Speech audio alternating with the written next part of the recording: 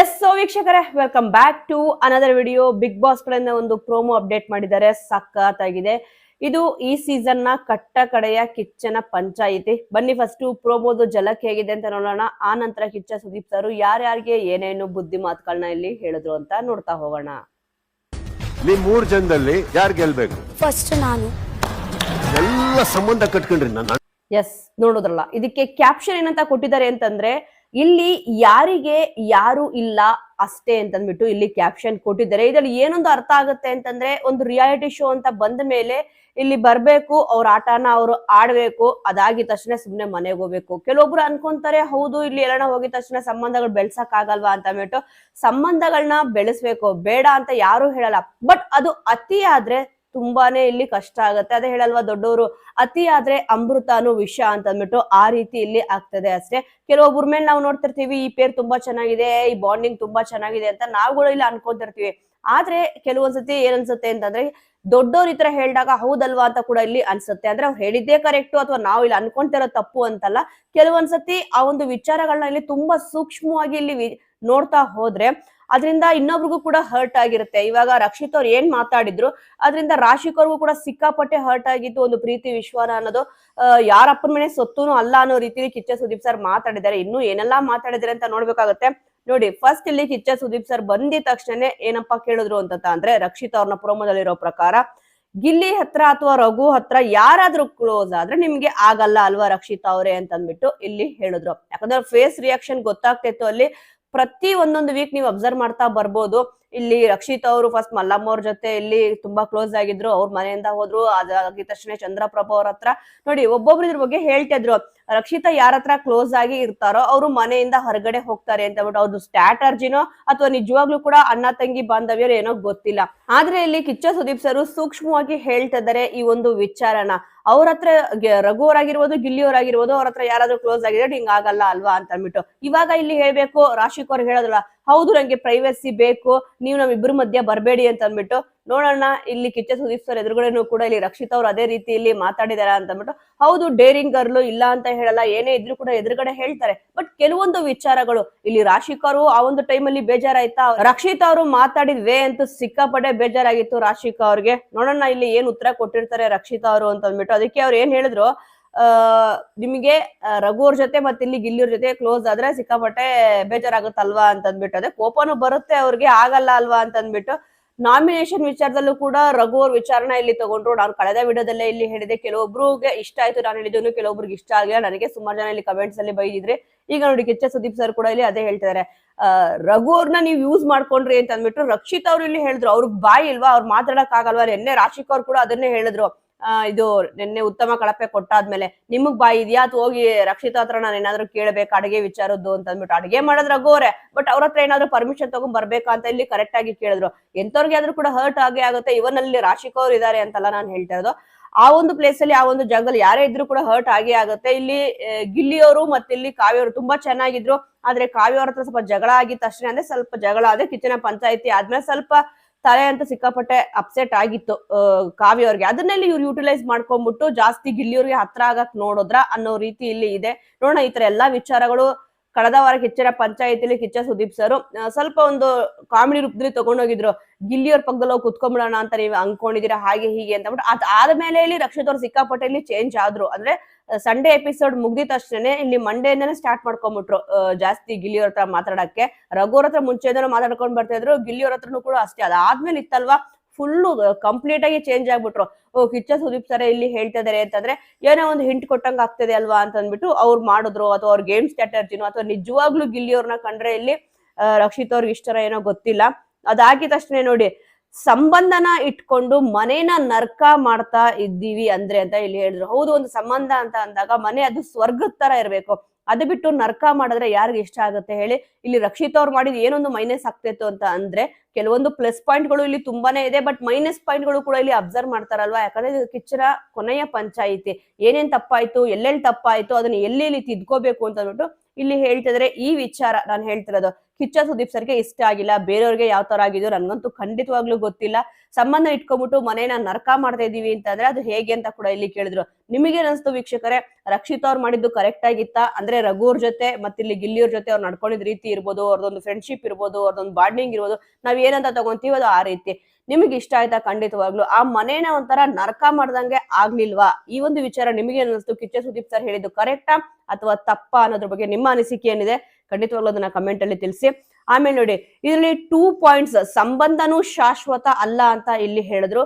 ಖಂಡಿತವಾಗ್ಲು ಯಾವುದೇ ಒಂದು ಸಂಬಂಧ ಆದ್ರೂ ಕೂಡ ನೀವು ತುಂಬಾ ಅಬ್ಸರ್ವ್ ಮಾಡ್ಬೋದು, ಅತಿ ಆದ್ರೆ ಅಮೃತನೂ ವಿಷ ಅಂತ ಇಲ್ಲಿ ಹೇಳ್ತಾರೆ. ಅಣ್ಣ ತಂಗಿ ಸಂಬಂಧ ಇರ್ಬೋದು, ಒಂದು ಅಮ್ಮ ಮಗಳ ಸಂಬಂಧ ಇರ್ಬೋದು, ಏನೋ ಅವ್ರ ನಮ್ಮ ಮೇಲೆ ಒಂದು ಟ್ರಸ್ಟ್ ಇಟ್ಟಿದ್ದಾರೆ, ಏನೋ ಒಂದು ಇದೆ ಅಂತಂದ್ರೆ ಸ್ವಂತ ಅಣ್ಣ ತಂಗಿ ಇರ್ಬೋದು, ಅಕ್ಕ ತಮ್ಮ ಇರ್ಬೋದು, ಈ ತರ ಬಾಂಧವ್ಯಗಳೇ ಒಂದೇ ಟೈಮ್ ಹೊಟ್ಟೆಲಿ ಹುಟ್ಟಿದ್ರು ಕೂಡ ಸಂಬಂಧಗಳು ಕೆಲವೊಂದ್ಸತಿ ಇರಲ್ಲ. ಬಟ್ ಈ ತರ ರಿಯಾಲಿಟಿ ಶೋಗ್ ಬಂದಿದ್ದ ತಕ್ಷಣ ಅಷ್ಟೊಂದು ಓವರ್ ಆಗಿ ಸಂಬಂಧಗಳು ಇವ್ರಿಗೆ ಬಂದ್ಬಿಡತ್ತಾ? ರಘು ನೋಡಿದ್ರೆ ನನಗೆ ತಂಗಿ ಇದ್ಲು, ಅಕ್ಕ ಇದ್ಲು, ಆತರ ಮಾತಾಡ್ತಿರ್ಲಿಲ್ಲ ಅಂತ ಈ ತರ ಎಲ್ಲ ಇಲ್ಲಿ ಹೇಳಿದ್ರು. ಬಟ್ ಇಲ್ಲಿ ಬಂದ್ಮೇಲೆ ರಕ್ಷಿತನ ಬಿಟ್ಟಿರಕ್ ಆಗ್ತಲ್ಲ ಅಂತ ಕೂಡ ಇಲ್ಲಿ ಮಾತಾಡಿದ್ರು. ಈ ತರ ಹೇಳ್ದಾಗ ಏನಾಗುತ್ತೆ ಅಂತಂದ್ರೆ ಇವ್ರುಗಳು ನಾಟಕ ಆಡ್ತಾ ಇದಾರೆ ಅಂದ್ರೆ ಬೇರೆಯವ್ರ ಬಗ್ಗೆನೂ ಕೂಡ ಇಲ್ಲಿ ಇದೇ ಎಕ್ಸಾಂಪಲ್ ಅಂತ ತಗೊಂಡಿದ್ದು. ಇಷ್ಟೊಂದು ನಾಟಕ ಆಡ್ತಾರ, ಇಷ್ಟೊಂದು ಡ್ರಾಮಾ ಆಡ್ತಾರ ಅಂತ ಕೆಲವೊಬ್ರಿಗೆ ಅನಿಸ್ಬೋದು.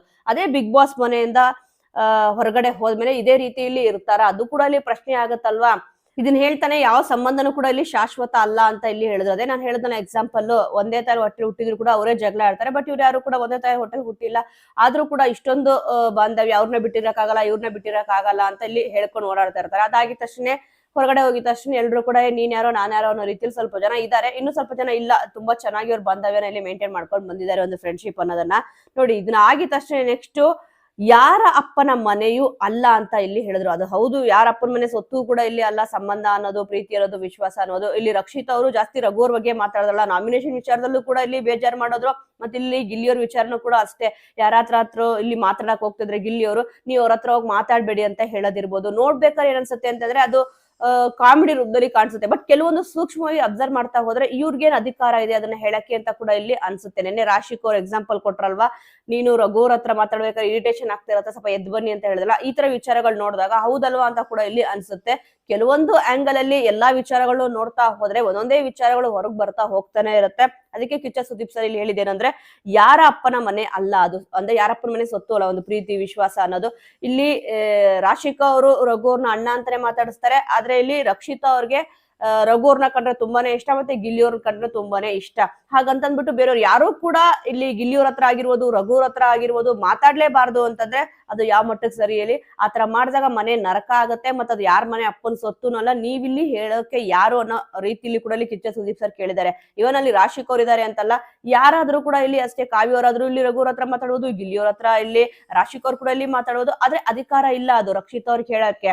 ಇಲ್ಲೇನಾದ್ರೂ ಗಿಲ್ಲಿಯವ್ರಾಗಿರ್ಲಿ ಅಥವಾ ರಘುವ್ರಾಗಿರ್ಲಿ ಹೇಳಿದಾರ, ನೀನಂದ್ರೆ ಮಾತ್ರನೇ ಇಷ್ಟ, ನೀನ್ ಒಬ್ರ ಹತ್ರ ಮಾತಾಡೋದು, ಬೇರೆ ಯಾರು ಕೂಡ ನನ್ ಪಕ್ಕ ಕುತ್ಕೋಬಾರ್ದು, ನನ್ ಮಾತಾಡಬಾರ್ದು ಅಂತ ಬಿಟ್ಟು. ಅದ್ರಲ್ಲೂ ಕೂಡ ರಕ್ಷಿತ್ ಅವ್ರು ಮಾಡಿದ್ ಮೇನ್ ಮಿಸ್ಟೇಕ್ ಏನಪ್ಪಾ ಅಂತಂದ್ರೆ ಪ್ರೋಮೋದಲ್ಲಿ ಇಲ್ಲಿ ತೋರಿಸಿದ್ದಾರೆ, ಅವ್ರಿಬ್ರು ಅಂದ್ರೆ ಗಿಲ್ಲಿಯವರು ಮತ್ತೆ ರಕ್ಷಿತ್ ಅವ್ರು ಇಬ್ರೇ ಕುತ್ಕೋಬೇಕು ಅಂತ ಅಂದ್ಬಿಟ್ಟು ಅಲ್ಲಿರೋ ಬೀನ್ ಬ್ಯಾಗ್ ನೆಲ್ಲ ಇಲ್ಲಿ ಎತ್ತಿಟ್ರು. ರಾಶಿಕ್ ಅವ್ರು ಕೂಡ ಉತ್ತಮ ಮತ್ತೆ ಕಳಪೆ ಕೊಡ್ಬೇಕಾದ್ರೆ ಇದೇ ಒಂದು ವಿಚಾರನ ಹೇಳಿದ್ರು. ಅಂದ್ರೆ ಈ ತರ ಮಾಡದಲ್ಲ, ಆತರ ಇಷ್ಟ ಆಗ್ಲಿಲ್ಲ, ನಿಂಗೆ ಪ್ರೈವರ್ಸಿ ಬೇಕಿತ್ತ ಅಂತ ಕೂಡ ಇಲ್ಲಿ ಕೇಳಿದ್ರಲ್ವಾ.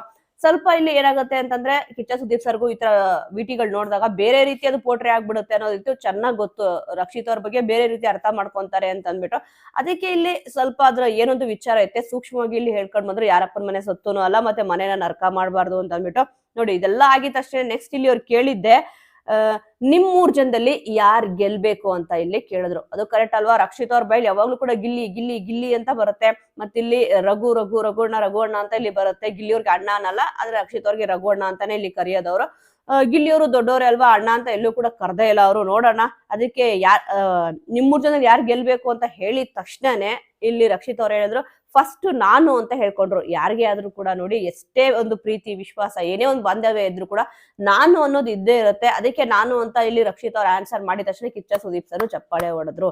ಗೊತ್ತಲ್ವಾ, ಅಷ್ಟೊಂದೆಲ್ಲ ಹೇಳ್ತಾರೆ, ನೀವು ರಘುವ್ರ ಹತ್ರ ಆತರ ಮಾತಾಡಬಾರ್ದು, ಗಿಲ್ಲಿಯವರೇ ನೀವು ಅವ್ರ ಹಿಂದೆ ಹೋಗ್ಬಿಟ್ಟು ಕೇಳ್ಕೋಬಾರ್ದು, ನಿಮ್ಮನ್ನ ಯಾರು ಇಷ್ಟ ಪಡ್ತಾರೋ ನೀವು ಅವ್ರನ್ನ ಇಷ್ಟಪಡಿ, ನಿಮ್ಗೆ ಅವ್ರು 100% ಪ್ರೀತಿ ಕೊಡ್ತಿದ್ರೆ, ನೀವೇನಾದ್ರೂ ನಿಮ್ಮನ್ನ ಇಷ್ಟಪಡೋರ್ನ ಇಷ್ಟಪಟ್ರೆ ಅವ್ರು ನಿಮ್ಗೆ 200 ಅಷ್ಟು ಪ್ರೀತಿ ಎಕ್ಸ್ಟ್ರಾ ಸಿಗುತ್ತೆ ನಿಮ್ಗೆ ಅಂತ ಇಲ್ಲಿ ಹೇಳಿದ್ರು. ಅದೇ ಎಕ್ಸಾಂಪಲ್, ಅಷ್ಟು ಪ್ರೀತಿ ನಾವ್ ಯಾರನ್ನ ಪ್ರೀತಿ ಮಾಡ್ತೀವಿ ಅನ್ನೋಕ್ಕಿಂತ ನಮ್ಮನ್ನ ಯಾರು ಪ್ರೀತಿ ಮಾಡ್ತಾರೆ ಅವ್ರನ್ನ ಇಷ್ಟ ಪಡಬೇಕು ಅಂತ ಇಲ್ಲಿ ರಕ್ಷಿತ್ ಅವ್ರು ಹೇಳಿದ್ರು. ಇಲ್ಲಿ ಬರ್ಬೇಕಿತ್ತು ನಿಜವಾಗ್ಲೂ ಕೂಡ ರಕ್ಷಿತ್ ಅವ್ರು ಅಷ್ಟೊಂದು ಗಿಲ್ಲಿಯವ್ರನ್ನ ಇಷ್ಟ ಪಡೋದಾಗಿದ್ರೆ, ಇಲ್ಲ ರಘು ಅವ್ರನ್ನ ಅಷ್ಟೊಂದು ಇಲ್ಲಿ ಅಣ್ಣ ಅಂತ ಅಂದ್ಬಿಟ್ಟು ಹಚ್ಕೊಂಡಿದ್ದಾರೆ ಅನ್ನೋದಾದ್ರೆ, ಇಲ್ಲ ಫಸ್ಟ್ ಗಿಲ್ಲಿಯವ್ರ್ ಗೆಲ್ಬೇಕು, ಇಲ್ಲ ಫಸ್ಟ್ ಇಲ್ಲ ರಘು ಅವ್ರ್ ಗೆಲ್ಬೇಕು, ಆ ನಂತರ ನಾನು ಇಲ್ಲಿ ರನ್ನರ್ ಅಪ್ ಆಗ್ಬೇಕು ಅಂತ ಇಲ್ಲಿ ಹೇಳ್ಬೋದಿತ್ತಲ್ವಾ. ಇಲ್ಲ, ಅವ್ರ ಬಾಯಲ್ಲಿ ಏನ್ ಬಂತು ಅಂತಂದ್ರೆ ಫಸ್ಟ್ ಇಲ್ಲಿ ನಾನೇ ಗೆಲ್ಬೇಕು ಅಂತ ಇಲ್ಲಿ ಹೇಳೋದಲ್ವಾ. ಅದೇ ಹೇಳೋದು, ಎಲ್ರೂ ಕೂಡ ಸ್ವಾರ್ಥಕ್ಕಾಗಿ ಆಟ ಆಡ್ಲೇಬೇಕು. ಬಟ್ ಕೆಲವೊಂದು ಆಟ ಅಂತ ಬಂದಾಗ ಅದನ್ನ ಆಟದ ರೀತಿನೇ ಇಲ್ಲಿ ತಗೊಂಡ್ ಹೋಗ್ಬೇಕಾಗತ್ತೆ. ಸ್ವಲ್ಪ ಅತಿಯಾದ್ರೆ ಅಮೃತ ವಿಷ ಅಂತಾರಲ್ಲ, ಅದೇ ರೀತಿ ಇಲ್ಲಿ ಆಗಿದೆ ಅಷ್ಟೇ. ನೆಕ್ಸ್ಟ್ ಇಲ್ಲಿ ಕಿಚ್ಚ ಸುದೀಪ್ ಸರ್ ಹೇಳಿದ್ದು ಒಂದೇ, ಎಲ್ರು ಕೂಡ ಸಂಬಂಧ ಕಟ್ಕೊಂಡ್ರಿ, ನಾನ್ ಅಣ್ಣ ನಾನ್ ತಂಗಿ ಅಂತ ಅಂದ್ಬಿಟ್ಟು ಹೇಳಿದ್ರಲ್ಲ, ಈಗ ಬಾಕ್ಲು ಓಪನ್ ಆಗತ್ತೆ, ಎಲ್ರು ಕೂಡ ಹಿಂಗ್ ಹೋಗ್ತೀರಾ ಅಂತ ಕೂಡ ಇಲ್ಲಿ ಹೇಳಿದ್ರು. ಅದು ಕೂಡ ಕರೆಕ್ಟ್ ಅಲ್ವಾ. ಹೌದು, ನಾನ್ ಅಣ್ಣ ನಾನ್ ತಂಗಿ ಅಂದ್ರೆ ರಘು ಅವ್ರ ಅಣ್ಣ, ಇಲ್ಲಿ ರಕ್ಷಿತ್ ಅವ್ರ ತಂಗಿ ಅಂತ ಬಿಟ್ಟು ಸಂಬಂಧಗಳನ್ನ ಇಲ್ಲಿ ಕಟ್ಕೊಂಡ್ರು. ಆದ್ರೆ ಬಾಕ್ಲು ಓಪನ್ ಆಗಿದ ತಕ್ಷಣ ಏನಾಗ್ತಾರೆ, ಎಲ್ರು ಕೂಡ ಆ ಕಡೆ ಈ ಕಡೆ ಹೋಗ್ತಾರೆ. ಅಪ್ಪ ಏನ್ ಕೆಲ್ಸ ಇದೆ ನಂದು, ಆ ಕೆಲ್ಸ ಇದೆ, ಈ ಕೆಲ್ಸ ಪೆಂಡಿಂಗ್ ಇದೆಯಾ, ಮತ್ತಿಲ್ಲಿ ಬಟ್ಟೆಗಳು ಬಂದಿದ್ಯಾ, ಅಥವಾ ಯಾರು ನನ್ನ ಕರ್ಕೊಂಡು ಹೋಗಿ ಬಂದಿದ್ದಾರೆ, ಕಾರ್ ಬಂದಿದ್ಯಾ, ಇಲ್ಲ ಅಂತಂದ್ರೆ ಏನಾದ್ರು ಬುಕ್ ಮಾಡ್ಕೊಂಡು ಹೋಗ್ಬೇಕಾಗತ್ತ, ಈ ತರ ಯೋಚನೆಗಳು ಬರುತ್ತೆ. ಅದು ಬಿಟ್ಬಿಟ್ಟು ನಾವ್ ಇಷ್ಟ ದಿವಸ ಬಿಗ್ ಬಾಸ್ ಮನೆ ಒಳಗಡೆನೆ ಇದ್ವಿ, ಯಾರನ್ನಾದ್ರೂ ಮಾತಾಡ್ಸ್ತಾರೆ ಹೋಗ್ಬಿಟ್ರೆ ಏನಾದ್ರು ಅನ್ಕೊಂಡ್ಬಿಡ್ತಾರೆ ಅಂತ ಯಾರಾದ್ರೂ ಒಬ್ರು ಯೋಚನೆ ಮಾಡ್ತಾರ? ಖಂಡಿತವಾಗ್ಲೂ ಇಲ್ಲ, ಆ ರೀತಿ ಆಗಲ್ಲ ಅಂತ ಅಂದ್ಬಿಟ್ಟು ಕಿಚ್ಚ ಸುದೀಪ್ ಸರ್ ಇಲ್ಲಿ ಹೇಳ್ತಿದ್ರೆ, ಬಾಕ್ಲು ಓಪನ್ ಆಗಿದ ತಕ್ಷಣ ಹಾಗೆ ಹೋಗ್ತಾ ಇರ್ತೀರಾ ಅಂತ ಅಂದ್ಬಿಟ್ಟು. ನೋಡೋಣ ಇದಕ್ಕೆಲ್ಲದಕ್ಕೂ ಕೂಡ ಉತ್ತರಗಳು ಯಾರ್ಯಾರು ಏನೇನ್ ಕೊಟ್ಟಿದ್ದಾರೆ ಅಂತ ಬಿಟ್ಟು. ಈ ಒಂದು ಪ್ರೋಮೋಗೋಸ್ಕರ ಎಲ್ರು ಕೂಡ ಕಾಯ್ತಿದ್ರಿ. ಕಿಚ್ಚನ ಪಂಚಾಯತಿಯಲ್ಲಿ ಯಾರಿಗೆ ಕ್ಲಾಸ್ ಸಿಗ್ಬೋದು, ಯಾರು ಎಲಿಮಿನೇಟ್ ಆಗ್ಬೋದು, ಯಾರಿಗೆ ಕಿಚ್ಚನ ಮೆಚ್ಚುಗೆ ಚಪ್ಪಾಳೆ ಸಿಗ್ಬೋದು ಅಂತ ಅಂದ್ಬಿಟ್ಟು ನಿನ್ನೆ ಇಲ್ಲಿ ಉತ್ತಮ ಬಂದ್ಬಿಟ್ಟು ಇಲ್ಲಿ ಇವ್ರಿಗೆ ಅಶ್ವಿನಿ ಅವ್ರಿಗೆ ಸಿಕ್ತು, ಮತ್ತೆ ಇಲ್ಲಿ ಕಳಪೆ ಬಂದ್ಬಿಟ್ಟು ಧ್ರುವಂತ್ ಅವ್ರಿಗೆ ಸಿಕ್ತು. ನನ್ನ ಪ್ರಕಾರ ಮೇ ಬಿ ಇವ್ರಿಗೆ ಮನೆಯವರೆಲ್ರಿಗೂ ಕೂಡ ಇಲ್ಲಿ ಅವರು ಕಳಪೆ ಅಂತ ಅನ್ಸಿದ್ದಾರೆ ಅಂತಂದ್ರೆ ಕಿಚ್ಚ ಸುದೀಪ್ ಸರ್ಗೆ ಅವ್ರು ಉತ್ತಮ ಅಂತ ಅನ್ಸಿರ್ಬೋದೇನೋ ಅಂತ ಅನ್ಕೊಂತೀನಿ. ಮತ್ತೆ ಸೊ ವೀಕ್ಷಕರೇ, ಅಶ್ವಿನಿ ಅವ್ರಿಗೆ ಕಿಚ್ಚನ ಮೆಚ್ಚುಗೆ ಚಪ್ಪಾಳೆ ಸಿಕ್ಕಿದ್ರು ಕೂಡ ಇಲ್ಲಿ ಸಿಗ್ಬೋದು. ಯಾಕಂದ್ರೆ ಇದು ಕೊನೆಯ ಕಿಚ್ಚನ ಪಂಚಾಯಿತಿ ಆಗಿರೋದ್ರಿಂದ ಕಿಚ್ಚನ ಮೆಚ್ಚುಗೆ ಚಪ್ಪಾಳೆ ಕೂಡ ಇಲ್ಲಿ ಕೊನೆಯದಾಗಿ ಸಿಗುತ್ತೆ. ನೋಡೋಣ ಅಶ್ವಿನಿ ಅವರಿಗೆ ಸಿಗ್ತಾ ಇಲ್ವಾ ಅಂತ ಬಿಟ್ಟು. ನಿಮ್ಮ ಅನಿಸಿಕೆಯ ಪ್ರಕಾರ ಇಲ್ಲಿ ಯಾರಿಗೆ ಕಿಚ್ಚನ ಮೆಚ್ಚುಗೆ ಚಪ್ಪಾಳೆ ಕೊಟ್ರೆ ಚೆನ್ನಾಗಿರುತ್ತೆ, ಯಾವ ವಿಚಾರಕ್ಕೆ ಅಂತ ಬಿಟ್ಟು. ಗೇಮ್ ಅಂತ ಬಂದಾಗ ಮನೆಯವ್ರು ಎಲ್ರಿಗೂ ಕೂಡ ಅವ್ರು ಉತ್ತಮ ಅಂತ ಅನ್ಸಿದ್ದಾರೆ ಅಂತಂದ್ರೆ ಇವನ್ ಇಲ್ಲಿ ಕಿಚ್ಚ ಸುದೀಪ್ ಸರ್ಗೂ ಕೂಡ ತುಂಬಾನೇ ಇಲ್ಲಿ ಇಂಪ್ರೆಸ್ ಆಗಿರುತ್ತೆ. ಗೇಮ್ ಅಂತ ಬಂದಾಗ ತುಂಬಾ ಚೆನ್ನಾಗಿ ಇಲ್ಲಿ ಅಶ್ವಿನಿ ಅವರು ಆಡಿದ್ದಾರೆ. ಆ ಒಂದು ಕಾರಣಕ್ಕೆ ಇಲ್ಲಿ ಅಶ್ವಿನಿ ಅವ್ರಿಗೆ ಸಿಗ್ಬೇಕು ನನ್ನ ಪ್ರಕಾರನು ಕೂಡ. ನೋಡೋಣ ಯಾರಿಗೆ ಇಲ್ಲಿ ಕೊಟ್ಟಿದ್ದಾರೆ ಅಂತ ಬಿಟ್ಟು. ನಿಮ್ ಪ್ರಕಾರ ಯಾರು ಕೊಡ್ಬೇಕು, ಯಾಕೆ ಕೊಡ್ಬೇಕು ಅಂತ ಅಂದ್ಬಿಟ್ಟು ಹೇಳಿ. ಮತ್ತೆ ಇವಾಗ ಈ ವಾರ ಎಲ್ರು ಕೂಡ ಇಲ್ಲಿ ನಾಮಿನೇಷನ್ ಆಗಿದ್ದಾರೆ. ಧನುಷ್ ಅವ್ರನ್ನ ಬಿಟ್ಟು ಯಾರು ಹೋಗ್ತಾರೆ, ಯಾರು ಉಳ್ಕೊಂತಾರೆ, ಇವತ್ತಿನ ಎಪಿಸೋಡ್ ಅಲ್ಲಿ ಯಾರು ಇಲ್ಲಿ ಸೇವ್ ಆಗ್ಬೋದು, ಆಲ್ಮೋಸ್ಟ್ ಎಲ್ರಿಗೂ ಕೂಡ ಗೆಸ್ ಮಾಡಿರ್ತೀರಾ.